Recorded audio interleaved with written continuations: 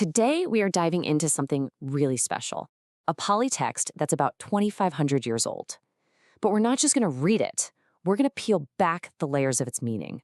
We'll look at it through the eyes of a modern translator, then as an ancient linguist, and finally as a visual storyteller.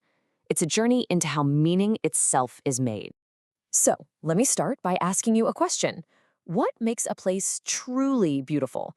It's a simple question, but it's the very one that kicked off this incredible debate between some of the wisest people alive at the time, all gathered in the amazing Gosinga forest under a full moon. Okay, here's our game plan. We'll start with the debate itself. Then we'll look at the first layer of meaning, just the simple modern translation. After that, we'll dig deeper into the original language. Then we'll try to see the meaning. And finally, we'll get to the one big unifying answer that ties it all together. So let's go there. Picture this scene, a gorgeous forest. You can smell the flowers in the air. The moon is full and bright. The Buddha's top disciples are all hanging out. And one of them, the brilliant Sariputta, just asks his friends, hey, what kind of person makes this incredible place even better? All right, so let's start with our first pass. This is the clean, modern translation, what the Pali dictionaries tell us. This is going to give us our baseline. And it's how we'll meet the amazing cast of characters in this conversation. First up is Ananda. This guy was the Buddha's personal attendant, and he was famous for having a memory like a supercomputer. For him, the answer is all about knowledge. The forest is beautiful because of the scholar, the person who has learned so much and can share that wisdom with everybody.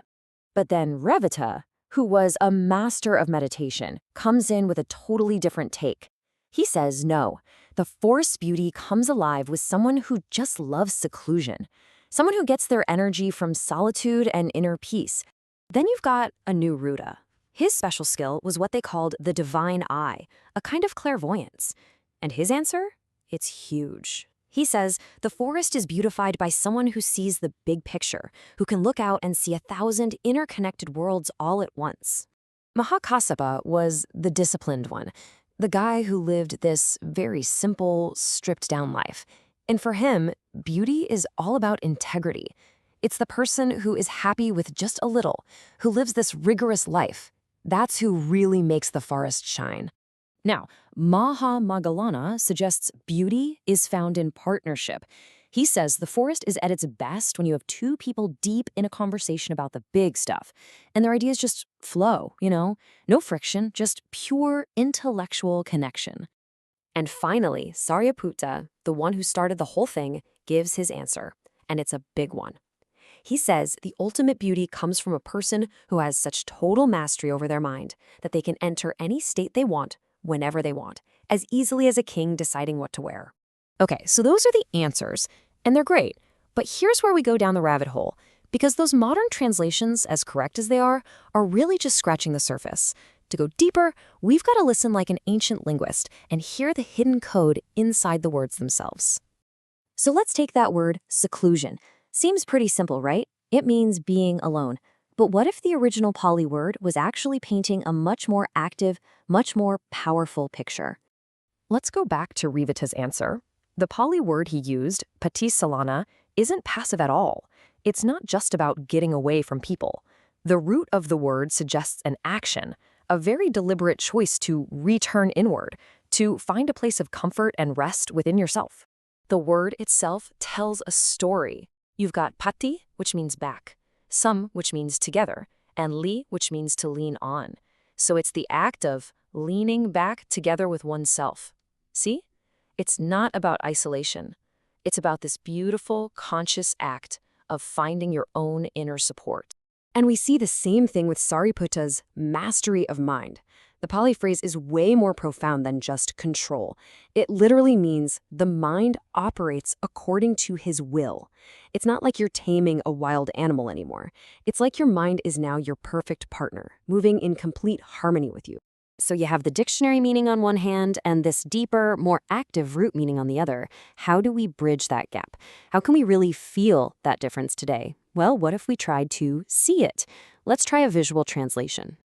Check this out. Revata's seclusion isn't just sitting alone. It's like a sound engineer meticulously filtering out all the noise to find one single pure tone. Sariputta's mastery is like a master chef who can create any dish imaginable at will. Anuruddha's cosmic view, That's like a live satellite feed of 1,000 cities, all lit up and interconnected. And Moggallana's flowing conversation, that's two master coders in a state of perfect flow, building something incredible together. So, after this incredible exchange of ideas, the disciples realize that they all have a piece of the puzzle. So they decide to take their answers to the one person who can put it all together, the Buddha himself. And what's the first thing the Buddha does? He doesn't pick a winner. He looks at every single one of them and says, "You have all spoken well." He validates every single perspective. He shows them that the scholar, the meditator, the visionary, they all make the world a more beautiful place. But then, he gives them the answer that lies underneath all of their answers. He says the forest is made most beautiful by the person who sits down with this powerful, unshakable resolve and says, "I will not move from this spot until my mind is completely and totally free." And that's it.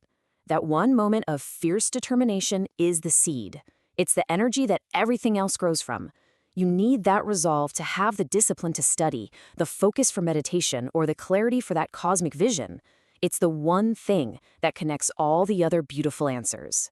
This whole exploration of a single ancient conversation really leaves us with a big question for ourselves. We've just seen how one word can hold entire worlds of meaning. So if it's true that language shapes our reality, what are the words that are shaping yours?